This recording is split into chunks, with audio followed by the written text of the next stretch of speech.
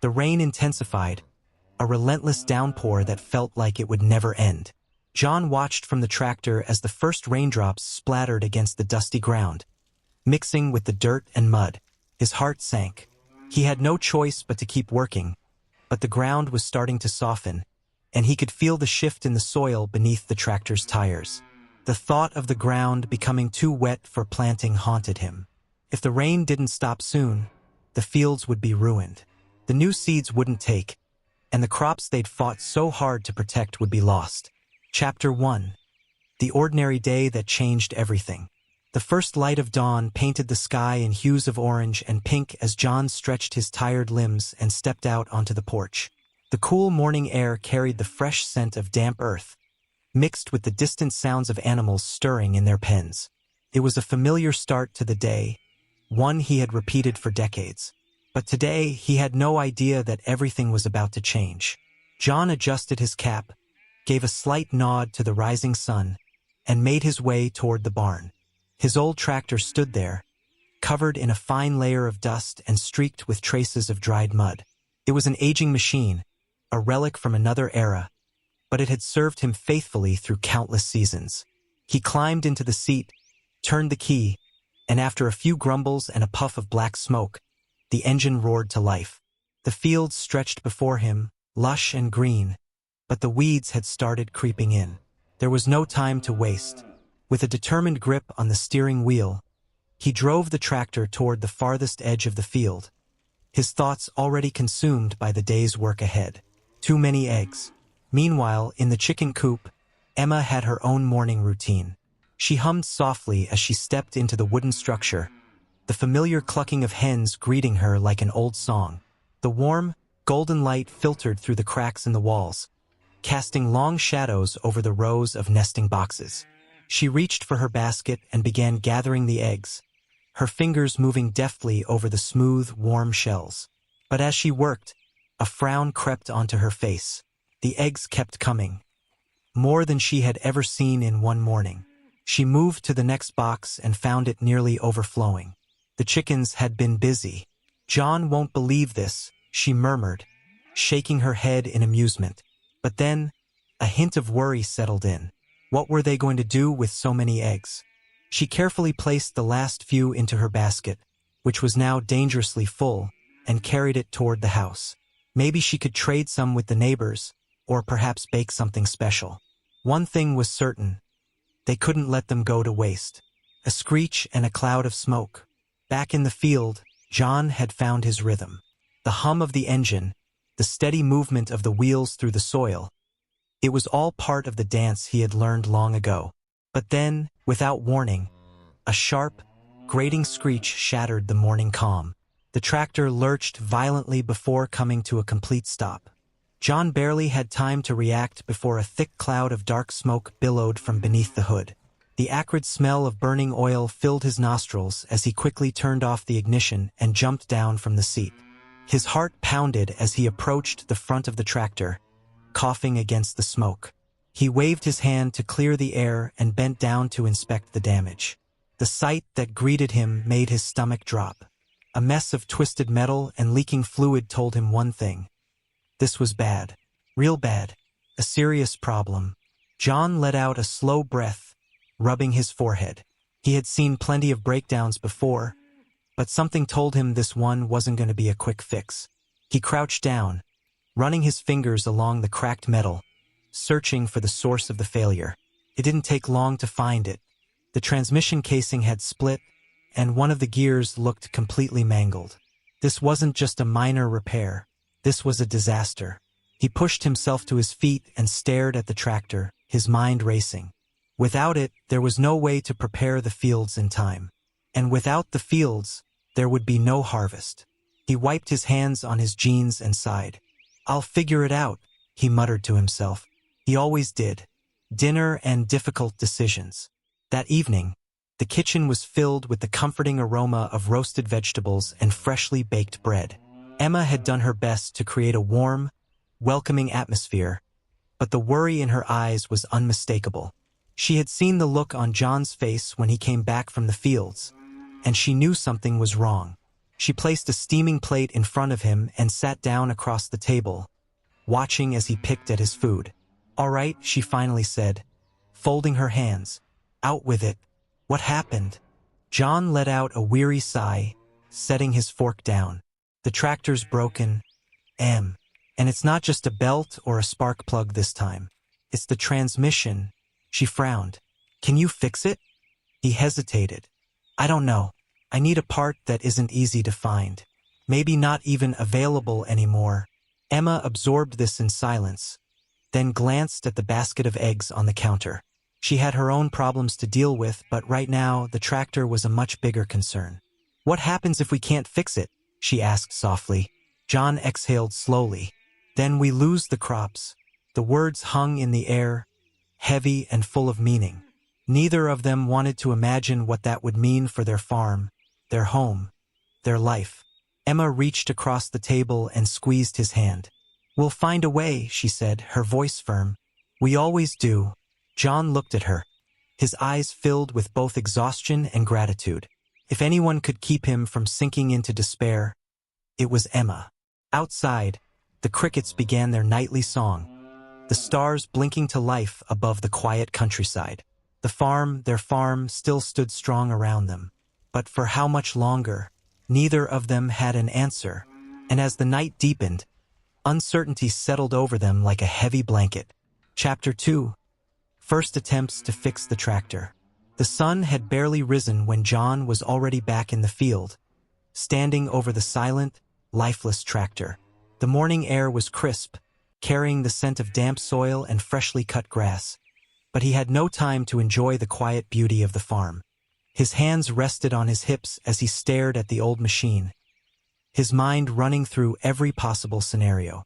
He had seen his fair share of breakdowns over the years, flat tires, clogged fuel lines, the occasional busted belt, but this felt different.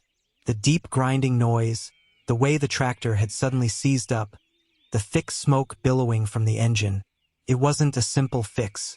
John climbed onto the seat and turned the key again, hoping against hope that maybe, just maybe, the problem had been temporary. The engine groaned, coughed, and then nothing. He sighed, grabbed his toolbox from the barn, and got to work. A morning with the animals. While John worked on the tractor, Emma had her own routine to follow. She carried a bucket of grain toward the barn, her boots crunching softly on the gravel path. The animals were already stirring. Ducks quacking near the pond, geese flapping their wings, the rabbits nibbling on leftover hay. She set the bucket down and reached out to stroke one of the cows, her fingers running over the animal's warm, thick coat. The cow gave a soft, contented sigh and nudged Emma's arm with its wet nose. Emma smiled. "At least you're not worried about the tractor, huh?" But she was. As she moved through the barn, refilling water troughs and scattering fresh hay, her thoughts kept drifting back to John. If the tractor couldn't be fixed, how would they manage? Their entire harvest depended on that machine. She had never seen John so quiet, so troubled. She glanced out the barn door and saw him hunched over the tractor's engine, wiping sweat from his brow. He was trying to fix things just like he always did. But some problems, she knew, weren't so easily solved. The diagnosis. John had taken apart the outer casing of the engine and was now deep into the tangled mess of metal and gears. His fingers traced the cracks along the transmission housing, his expression growing darker with every new discovery. The damage was worse than he had feared. One of the main gears was completely wrecked, jagged teeth, snapped edges, and a mess of oil and debris coating the inside.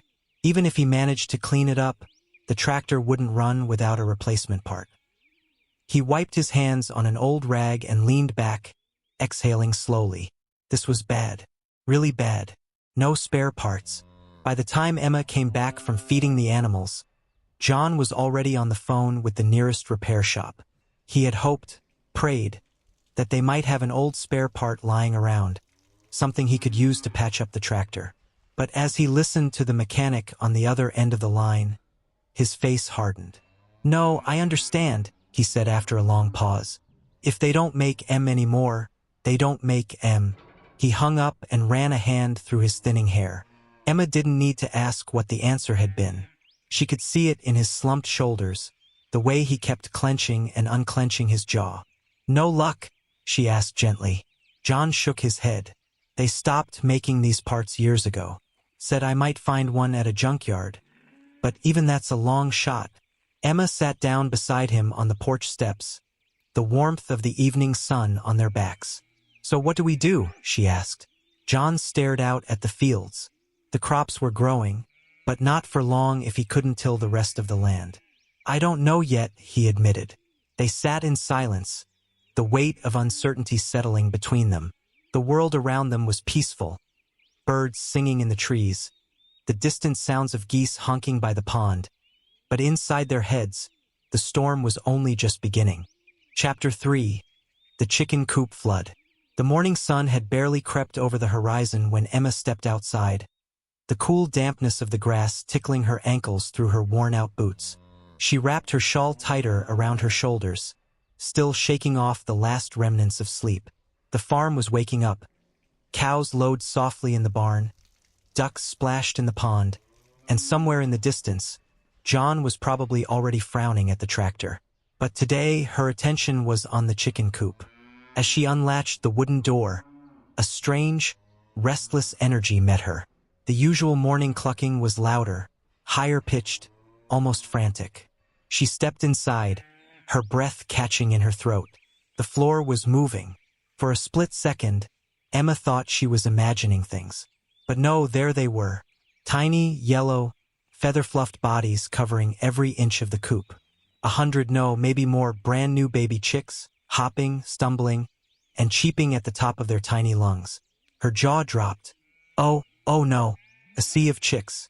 The nest boxes, the straw-covered floor, even the old wooden beam near the back. Every surface was crowded with tiny, energetic birds. Emma took a slow step forward, and immediately, a wave of chicks surged toward her boots, pecking curiously at the laces. She stared in disbelief. She had expected some hatchlings, of course. The hens had been laying more eggs than usual, but this was chaos. One particularly bold chick fluttered onto her apron, perching like a tiny king surveying his kingdom. Emma sighed, carefully scooping him up. "What in the world am I going to do with all of you?" she muttered. Moving day. There was no question about it. The coop was far too small for this army of chicks. They needed more space, fast. Emma thought for a moment before deciding to move them to the old storage barn. It hadn't been used for much in years, just a few broken tools and some empty feed sacks, but it would at least give the chicks room to spread out. The problem? Getting them there. She found an old wooden crate and began carefully scooping up handfuls of chicks, placing them inside. They wriggled and tumbled over each other, peeping furiously at the sudden change in their morning routine. Emma made her way across the yard, trying not to trip over the few chicks that had already escaped and were scurrying in all directions. The moment she set the crate down in the barn and turned to get another batch, 3 little escape artists wobbled their way right back toward the coop. It was going to be a long morning. The lost chick. John had just finished another frustrating attempt at fixing the tractor when he saw Emma rushing back and forth between the coop and the barn, her apron pockets stuffed with squirming chicks. He leaned against the tractor, amused. "You startin' a chick army, Em?" She shot him a look. "You think this is funny? We've got over 100 of them, and I think I just lost one." John frowned. "Lost one?" Emma's face was tight with worry.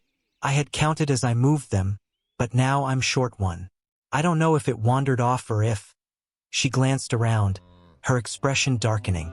"Something got to it." John straightened. A lone chick wouldn't last long out here. The barn cats, the fox that sometimes prowled near the fence, even a passing crow. It was too small to defend itself. "I'll check near the porch," he said, already moving. Emma nodded, scanning the grass near the coop.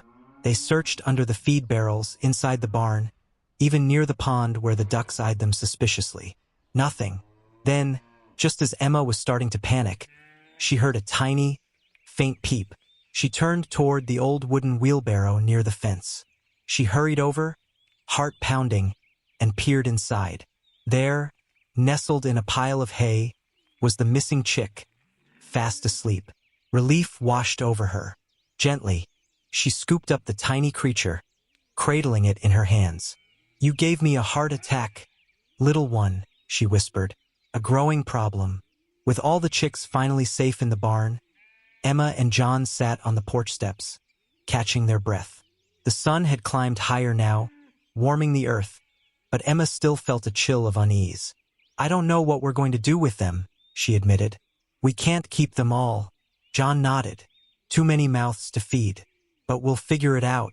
Emma exhaled slowly, watching as a few of the chicks peeked out from the barn door, still exploring their new home. One thing was certain: life on the farm was never predictable. Chapter 4. Rescuing the Rabbits. The morning air was crisp as John stepped out onto the porch, rolling his shoulders to shake off the stiffness from another restless night. His mind was still tangled with the same worries: how to fix the tractor, how to help Emma with the overwhelming number of chicks, how to keep the farm running when everything seemed to be slipping just out of their control. The smell of fresh earth filled his lungs as he made his way toward the rabbit hutch. He had built that enclosure himself years ago, making sure it was sturdy enough to keep the little escape artists safe. Rabbits were delicate creatures, and Emma doted on them, making sure they had the freshest hay and plenty of room to move around. He reached for the water trough inside the enclosure and frowned. It was bone dry. "Damn," he muttered under his breath. He had been so caught up with the tractor and the chick situation that he had forgotten to refill it last night. The rabbits twitched their noses at him, some hopping forward in anticipation of fresh water. He gave them a reassuring nod. All right, I hear you. I'll get you some." With a grunt, he grabbed the empty metal bucket and started toward the well. Prison break. As he walked past the vegetable patch, he caught a flicker of movement out of the corner of his eye. Quick, darting shadow. He stopped mid-step, his body tensing. Something was off. Turning slowly, he scanned the rabbit hutch, his stomach dropping when he spotted the problem. The door to one of the cages was slightly ajar, and one of the rabbits was gone. For a moment he just stood there, staring. Then movement in the garden caught his attention again. A small brown shape, sleek and fast, dashed between the rows of carrot tops. Of course, he muttered. The rabbit had already covered half the distance to the fence, its ears twitching as if it knew exactly what it was doing. It paused, nose quivering, then bolted again, zigzagging through the garden like a mischievous spirit. John clenched his jaw. He didn't have time for this, not with everything else that needed doing. But he also couldn't let Emma's rabbit disappear into the wild. With a resigned sigh, he set the bucket down. "All right, you little rascal. Let's do this." The great rabbit chase. John was not a man built for speed. He was strong, steady, a farmer through and through. But quick on his feet? That was another matter entirely. The rabbit, on the other hand, was a master of evasion. Every time John thought he had it cornered, the little creature would twist, leap, and vanish into another patch of tall grass. He tried creeping up slowly, arms outstretched. The rabbit waited until he was just inches away before bolting under the fence, forcing John to scramble after it.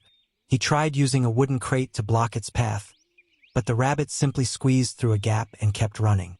At one point, he even lunged, only to land face first in a pile of overturned soil. The rabbit sat a few feet away, watching him with what he swore was amusement.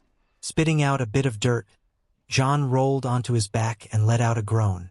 "You've got to be kidding me. A forgotten treasure."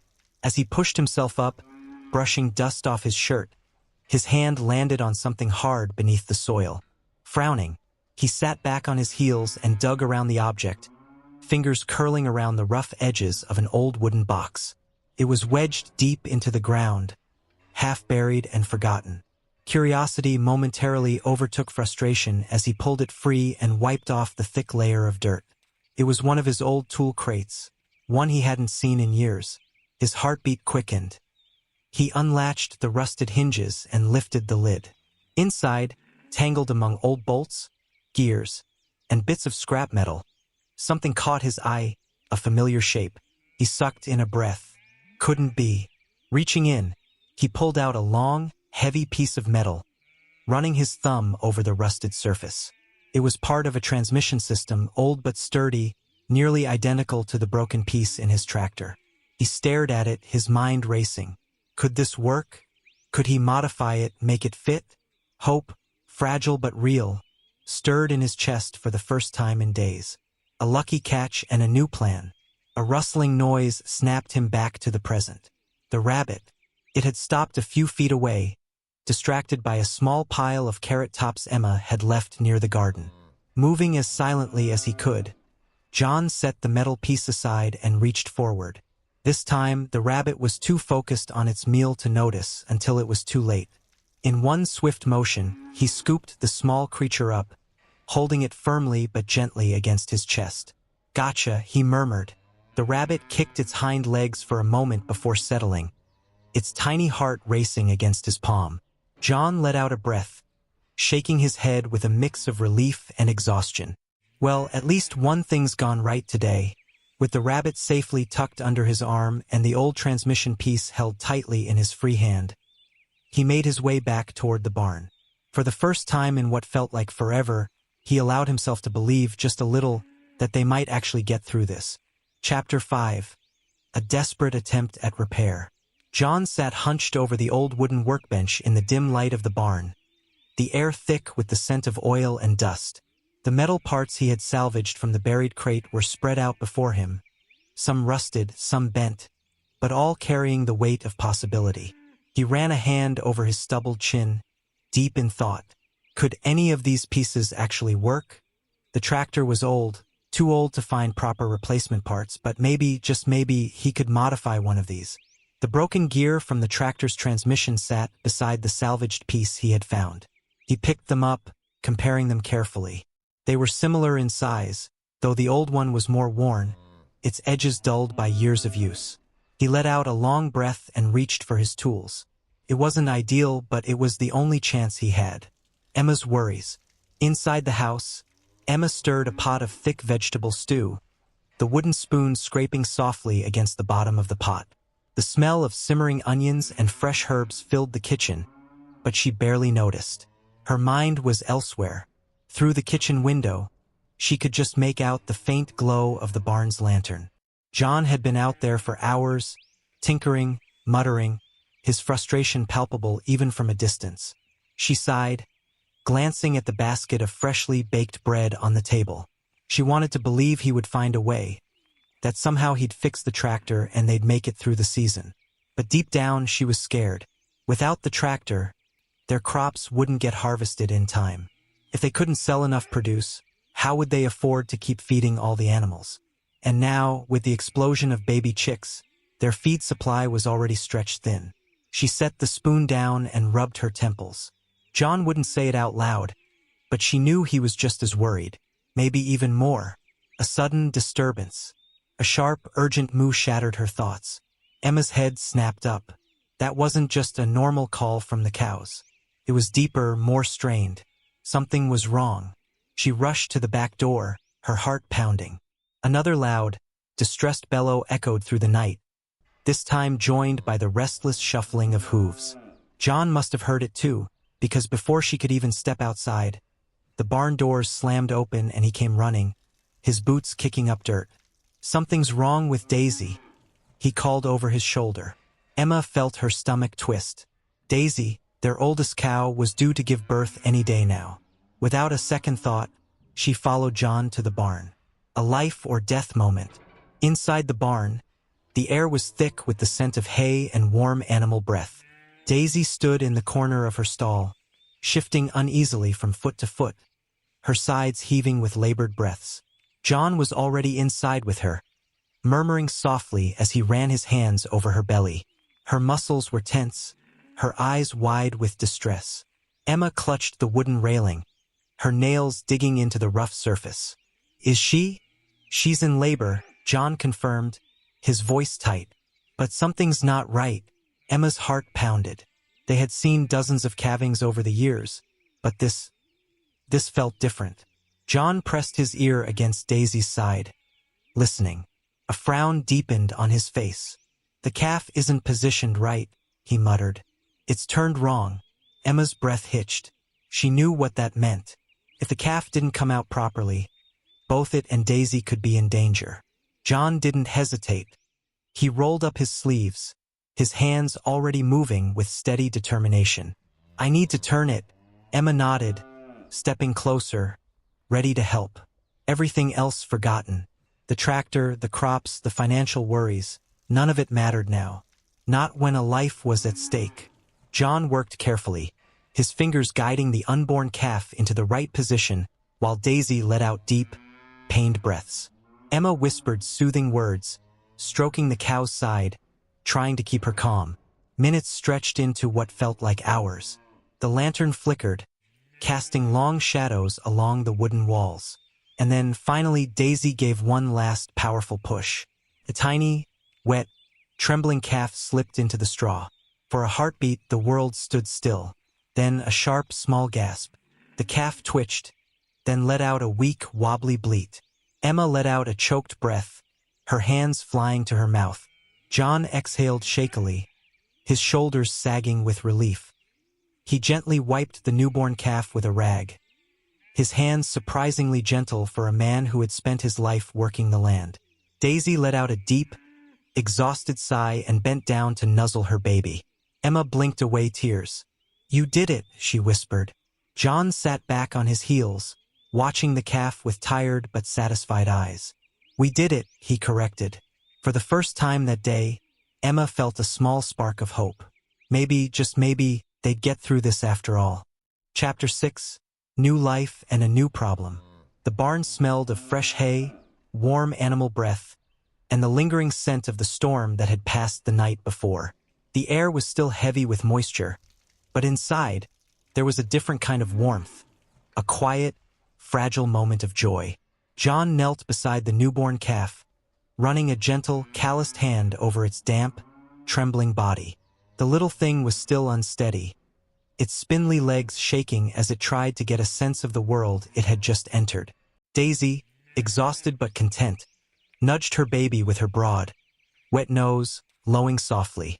A deep sense of relief washed over John. For the past hour, the world outside had disappeared. There was no broken tractor, no uncertain future, no endless weight of responsibility. Just this calf, blinking up at him with wide, dark eyes, and the quiet hum of life in the barn. He smiled, the lines around his eyes crinkling. Welcome to the world, little fella, farmer's care. John grabbed a dry cloth and began rubbing the calf down, wiping away the afterbirth and making sure the little one was warm. Newborns were fragile in their first hours, and he wouldn't let this one get chilled. Emma arrived with a bucket of warm water and a few clean rags, kneeling beside him to help. I'll get some fresh straw for the bedding, she said, brushing a stray curl from her forehead. John nodded. And I'll fetch the colostrum. The first milk a mother cow produced was thick and rich, packed with nutrients and antibodies that the calf needed to survive. Normally, Daisy would do the job herself, but sometimes a newborn needed a little extra help. John filled a bottle and carefully guided the rubber nipple to the calf's mouth. At first, the little one didn't seem to understand, its mouth fumbling around aimlessly.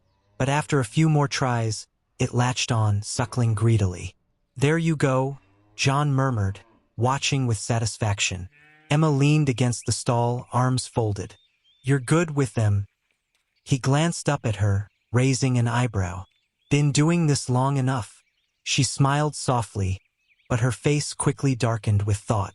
John, we need to talk about the tractor. A hard truth. He let out a long breath, setting the bottle aside. He'd been avoiding this conversation, but he knew it was coming. I know, he said, wiping his hands on his jeans. Ain't got much choice, do we? Emma sat down on an overturned bucket. I asked around in town again this morning while you were in the barn. No one has the part we need. And ordering it, it'd take weeks. We don't have weeks. John rubbed the back of his neck. He hated feeling helpless. This land depended on him. The animals depended on him. And most of all, Emma depended on him. She sighed. I think we're going to have to fix it ourselves. John leaned back against the stall, crossing his arms. He knew she was right, but that didn't make it any less frustrating. I found something, he admitted. Emma blinked. What do you mean? He gestured toward the barn's workbench. That old crate of parts. I was chasing that damn rabbit yesterday and tripped over it. There's a gear in there. Looks a lot like the one we need. Her eyes lit up with cautious hope. You think it'll work?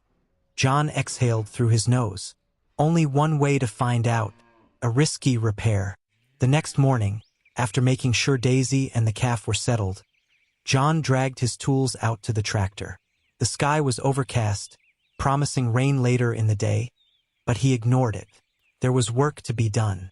He set the old, salvaged gear next to the broken one and began the careful process of dismantling the damaged transmission. Rusted bolts resisted him at every turn, and more than once, he had to stop and force his wrench with sheer determination. Emma hovered nearby, handing him tools, watching with a mixture of hope and worry. If this doesn't work, he didn't let her finish the sentence. It'll work. At least he needed to believe it would. Slowly, he eased the old gear into place, adjusting it until it lined up as best as he could manage. It wasn't a perfect fit, but it was close enough. He wiped the sweat from his forehead, took a deep breath, and tightened the last bolt. Then, the moment of truth. Something goes wrong. John climbed up into the driver's seat, pressing the worn-down clutch pedal and turning the ignition. The old machine rumbled, coughed, then roared to life. For a split second, relief flooded him. Then, a terrible, grinding screech split the air. John winced, his hands flying to the gear shift. The tractor shuddered violently beneath him, metal clanking against metal in a way that made his stomach drop. Emma took a step back, eyes wide. That doesn't sound good. John muttered a curse under his breath and immediately shut off the engine. The sudden silence that followed was almost worse than the noise. He climbed down, his jaw clenched, and knelt beside the engine. Something wasn't right. Maybe the fit was too tight. Maybe the old gear was warped just enough to throw everything off. Or maybe, just maybe, it was never going to work. He pressed his hands against the hood, exhaling slowly. Behind him, Emma rested a gentle hand on his shoulder. We'll figure it out. John swallowed hard. He wasn't so sure anymore. Chapter 7. Help from an unexpected guest. The morning air was crisp, carrying the scent of damp earth and the distant promise of rain. John sat on the front porch, nursing a cup of black coffee, his thoughts heavy. The failed tractor repair gnawed at him. He had been so sure, so hopeful, that the old gear would work. But now, with each passing day, the harvest window grew smaller. The sound of an approaching engine pulled him from his thoughts. A cloud of dust trailed behind a battered blue pickup truck as it rumbled down the gravel driveway. John squinted, setting his coffee aside. Emma stepped out onto the porch, wiping her hands on her apron. Who in the world?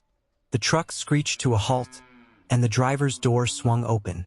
A stocky man in worn denim overalls and a grease-streaked cap climbed out, grinning. John Walker, he called out, his voice rich with familiarity. Still as stubborn as a mule, I bet. John broke into a rare smile. Well, I'll be damned. Tom Henshaw, an old friend with new information. Tom had been a mechanic back in the day, one of the best John had ever known. They had worked together on farm equipment when they were younger, back before Tom had moved to the city. What brings you out here? John asked, shaking his friend's hand. Tom leaned against the truck with a knowing smirk. Heard about your tractor troubles. Figured you could use a second set of eyes. Emma shot John a look. Word sure travels fast. Tom chuckled. Small town talk, you know how it is. But listen, I might have a lead on that part you need. John perked up. Go on. There's an old-timer over in Cedar Ridge, name's Hank Lawson. Used to work on machines just like yours. If anyone's got the part or knows how to fix it, it's him. John exchanged a glance with Emma. Cedar Ridge was an hour's drive away, but at this point, they were running out of options. Emma crossed her arms. Well, what are we waiting for? A trip to Cedar Ridge. Within half an hour, John and Emma were on the road in their old pickup. The drive was quiet, the road winding through stretches of golden fields and clusters of trees tinged with early autumn colors. John kept his hands tight on the wheel. You really think this guy will have what we need? Emma sighed. I don't know, but we have to try. When they finally reached Cedar Ridge, they found Hank's workshop tucked away behind a dusty roadside gas station. The place looked like it hadn't changed in decades. Rusted equipment scattered in the yard, a faded sign barely legible above the entrance. John stepped inside, the scent of grease and metal filling his nose. Behind a cluttered workbench stood a wiry man with silver hair and sharp eyes. "You must be Hank," John said. The old man barely looked up. "Depends on who's asking." John smirked. "Someone who needs a miracle." Chaos on the farm. Back at the farm, all was not well. Tom had agreed to keep an eye on things while John and Emma were away, but he hadn't anticipated what was coming. It started with a loose latch. At some point during the afternoon, the gate to the goose pen swung open. The geese, mischievous creatures by nature, seized the opportunity. By the time Tom realized what was happening, a full-blown goose rebellion was underway. Squawking and flapping their wings wildly, they scattered across the yard, some making a break for the pond, others invading the garden. Tom ran after them, waving his arms. "Oh, for crying out loud! Get back here!" The geese, of course, had no intention of listening. To make matters worse, the pigs, startled by the commotion, decided they wanted in on the action. Squealing excitedly, they began running in circles, kicking up mud and straw, adding to the chaos. By the time the sun dipped below the horizon, the entire farm looked like a scene from a comedy show. And Tom? He was covered in mud, out of breath, and questioning all his life choices. A dark and uncertain homecoming. John and Emma pulled into the driveway well after dark. The headlights cut through the thick night, illuminating the front of the house. Everything seemed still, too still. John turned off the engine, frowning. "Something don't feel right." Emma gripped his arm.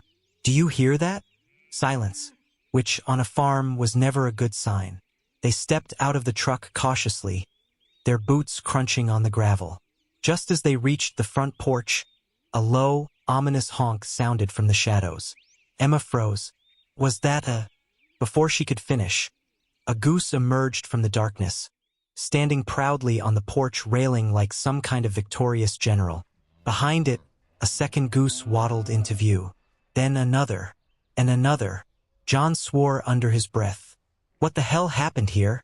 Just then, the porch light flicked on, revealing Tom standing in the doorway, looking utterly exhausted. He held up a muddy boot in one hand, a stray feather stuck in his hair. "Don't ask." John and Emma exchanged wide-eyed glances.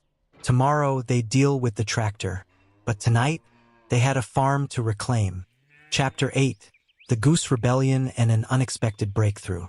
The morning sun crept over the horizon, casting a golden light across the farm, but the scene it illuminated was pure chaos. The geese had claimed victory overnight, and now they strutted around the yard like they owned the place. Emma stood at the porch, hands on her hips, surveying the battlefield. Feathers littered the ground, muddy footprints tracked across the wooden steps, and to her horror, "The chicks," she gasped. Tiny yellow balls of fluff darted across the yard, peeping in distress, their little legs carrying them in all directions. Emma spun toward Tom, who was leaning against the railing, still recovering from last night's disaster. "Why are the chicks out?" Tom threw his hands up. "I did my best, Emma. But after the geese broke loose, the barn door got nudged open, and, well, good luck rounding them up." Emma didn't waste another second. Rounding up the rebels, armed with a bucket of feed and an iron will, she marched into the yard, determined to restore order. "Come here, you little troublemakers," she cooed, shaking the bucket. The familiar rattle of grain caught the chicks' attention.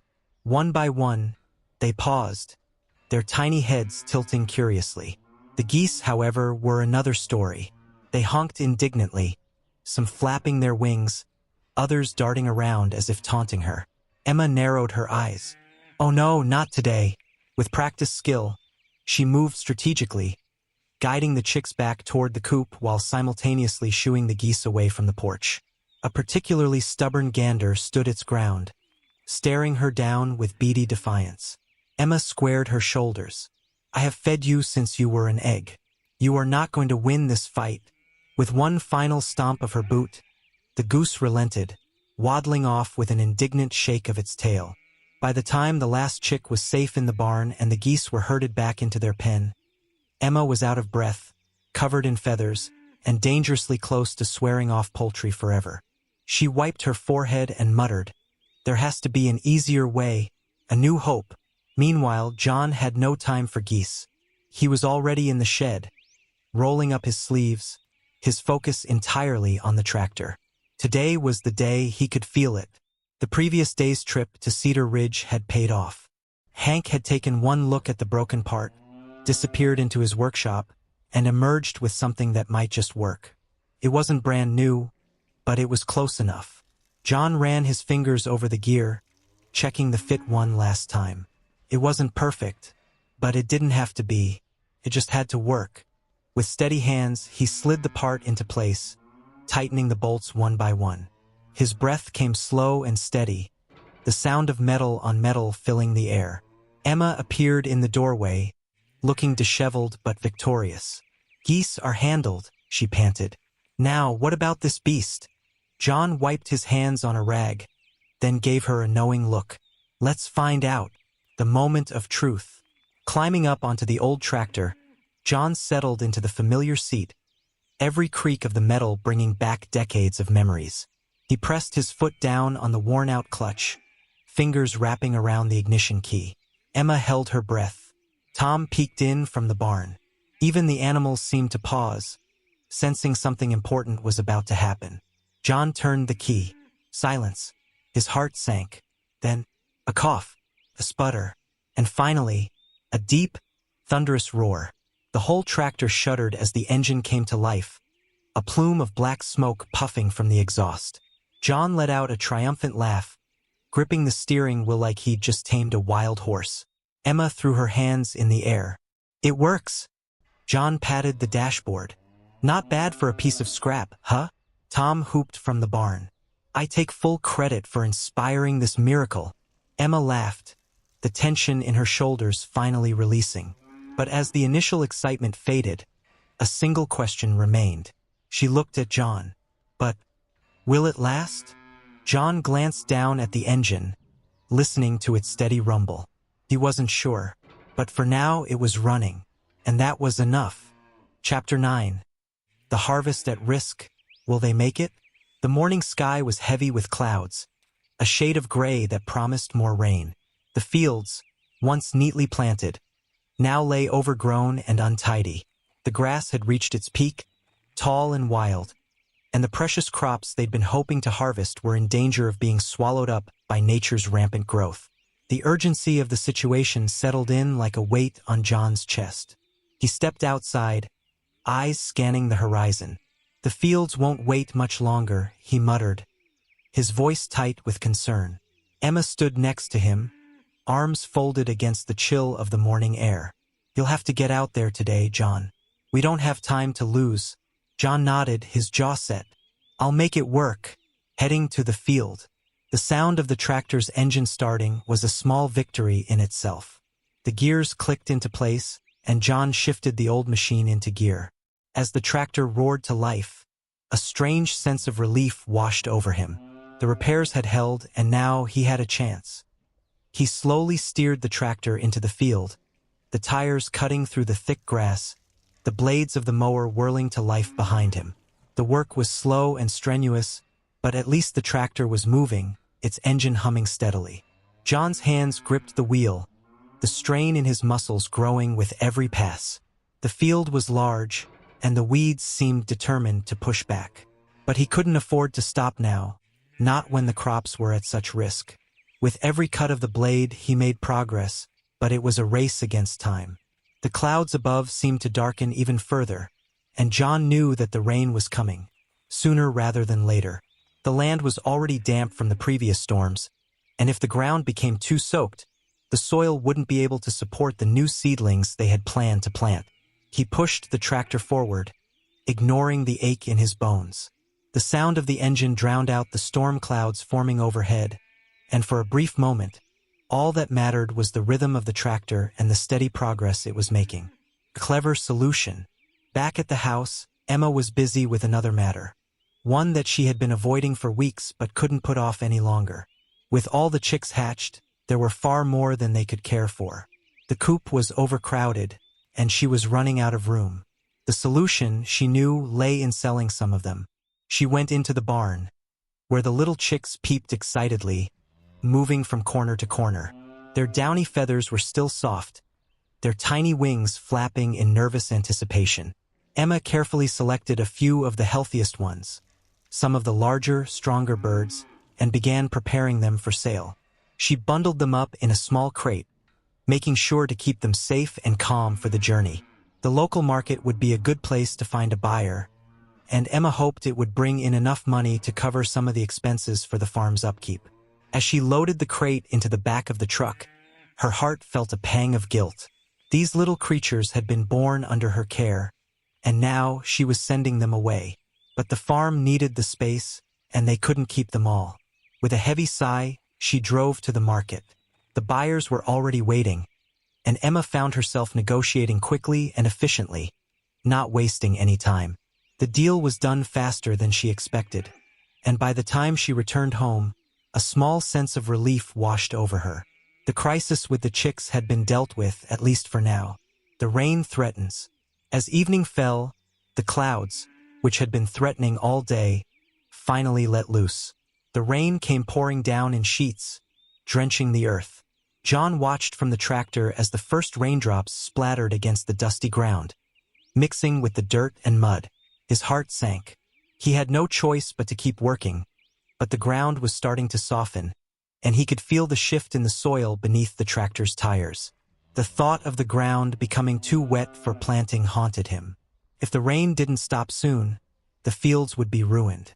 The new seeds wouldn't take, and the crops they'd fought so hard to protect would be lost. John pressed his foot harder on the pedal, trying to make one more pass, but the tractor's wheels began to slip in the mud. The fear gripped him. What if it all came to nothing? The rain intensified, a relentless downpour that felt like it would never end. A glimmer of hope. As night settled in, John finally stopped the tractor, too exhausted to continue. He trudged back to the house, the rain soaking through his clothes. Emma was waiting for him by the fire, her face drawn with concern. "John, how's it going out there?" John shook his head, his voice thick with frustration. "I don't know. I'm doing the best I can. But the rain's going to ruin everything." They sat together for a long moment, the sound of the storm pounding against the roof echoing through the house. But as they shared a quiet dinner, something unexpected happened. The rain began to taper off, the pounding on the roof fading into a gentle drizzle. The clouds above, heavy with water, began to shift, revealing glimpses of the night sky. John and Emma exchanged a look, their hearts lifting in unspoken understanding. The storm was letting up, just in time. They still had a chance. As they finished their meal, John stood up and walked to the window, peering out into the darkened yard. The rain had stopped and the soil, though damp, was still firm enough to plant. He turned back to Emma, a small smile creeping onto his face. "We've got one more shot at this." Emma nodded, her eyes bright with renewed hope. "Then let's not waste it." The end of the storm, a new beginning. The rain had passed, leaving a cool, fresh breeze in its wake. The storm had been fierce, but it hadn't taken everything from them. There was still a chance, and that was all they needed. John quickly grabbed his coat, ready to return to the field at first light. The seeds could still be planted. The harvest was still possible. And as he stepped out into the damp earth, he felt a sense of determination settle in his chest. The storm had passed. The work wasn't done, but the fight wasn't over yet. Chapter 10. A light at the end of the tunnel. The air was crisp as the sun finally began to rise, casting a soft golden glow across the fields. The storm had passed, the clouds now scattered, leaving behind a clear, peaceful sky. John stood on the edge of the field, his hand resting on the tractor's dusty fender, his face breaking into a tired, yet satisfied smile. The work had been grueling, but the crops were saved. The tractor had performed beyond his expectations. After all the uncertainty, the sputters, the hours spent working with broken parts and makeshift solutions, it had powered through. The soil was tilled, the seedlings planted. The harvest had been rescued. John couldn't help but let out a long sigh of relief, his shoulders sagging slightly. His eyes turned toward the horizon, where the first rays of daylight peeked over the distant hills. His work was far from over, but at least for today, there was a moment of peace. A job well done. Back at the house, Emma was already up, tending to the morning chores. The familiar rhythm of her routine brought comfort amidst the chaos of the past weeks. She had gathered eggs from the henhouse, and now, as she set the basket down on the kitchen table, she looked out the window at the freshly plowed field. John's silhouette stood there, visible against the rising sun, his form relaxed but proud. The relief she felt matched his, and yet, there was still that quiet voice at the back of her mind, the reminder that their work was never truly done. Emma wiped her hands on her apron, her gaze following John as he began to head back toward the house. She smiled softly, knowing that they had made it through the hardest part. Together, they had weathered the storm, and the future, though uncertain, suddenly seemed a little brighter.